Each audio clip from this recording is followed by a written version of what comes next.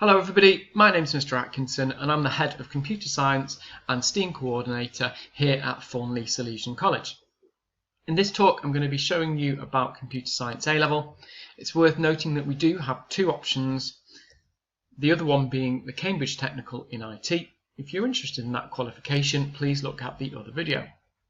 So, Computer Science A-Level is split into three different parts: Computer Systems, Algorithms and Programming, which are both worth 40% of the mark and will be assessed by a written paper at the end of year 13, and the Programming Project, which is 20%, which again will be assessed at the end of year 13. However, this will be an extended project that you submit.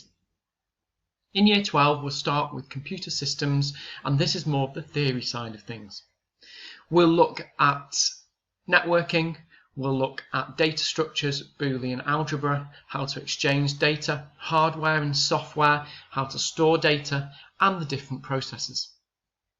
We'll also learn about algorithms, computational thinking, and programming techniques in a more practical sense using Python. Towards the end of year 12, you'll have to pitch an extended project idea. This can be any project that you are interested in, but has to be of a certain complexity. You can choose any programming language to make this in, however we will be learning Python throughout this course.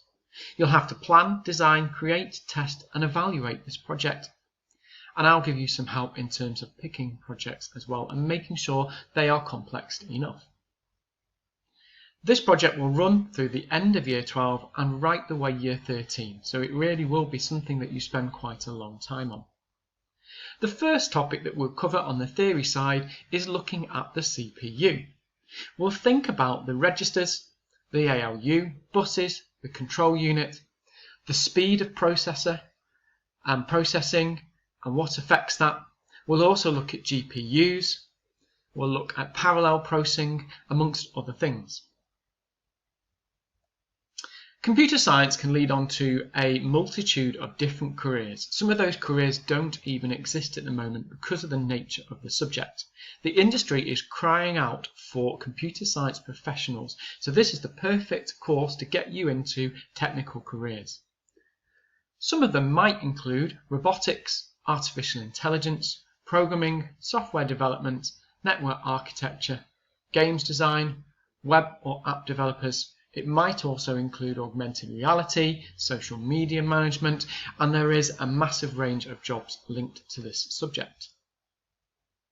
The biggest advice that I could give you is that when you're arriving to start this course, that you need an understanding of Python. Those of you who have done GCSE, it might just be worth you having a quick recap over some of the fundamental structures, data structures, functions and procedures, and type of coding that we've actually done at GCSE. For those of you new to the course, it is absolutely fundamental that before you join it that you do learn Python, and you need to know the basics and have a good grasp of the language. Otherwise, this is going to cause you problems down the line. I've highlighted three different places you could do that, each with a QR code. So you'll need to download a QR reader. If we look at the first one, learnpython.org. This is learnpython.org. It has a series of tutorials which you can work through. You only really need to concentrate on the basics. Some of these, if you have done GCSE, you may not be familiar with, such as dictionaries and classes and objects. We will get onto these in A-Level, but it will do you no harm by going ahead and looking at some of these. If you click on them, it will give you some information and then ask you to complete a task. The second one was GCSE Python Beginners Course. This has a series of video tutorials that you can work through in your own time. And the third one is looking at Code Academy. Now, Code Academy is a program which has a series of different languages that you can learn. The good thing about Code Academy is it has the runtime environment already in the browser.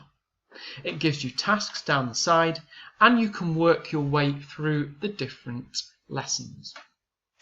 Make sure if you do this, you choose Python 3 and not Python 2. This is the newest version of Python. You actually don't need to download anything at all for this course. You can do all the programming you need at home on a web browser. This is Trinket. Trinket is a piece of software and you can log in using your school Google login.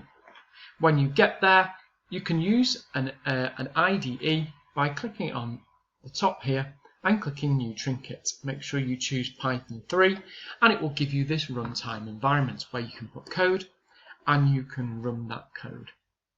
The best textbook that you can buy to help you with this course is the OCR AS and A-Level Computer Science textbook from PG Online. It's quite a thick book and it will come and it has all the information that you need in it. If you want more information about this book, please let me know.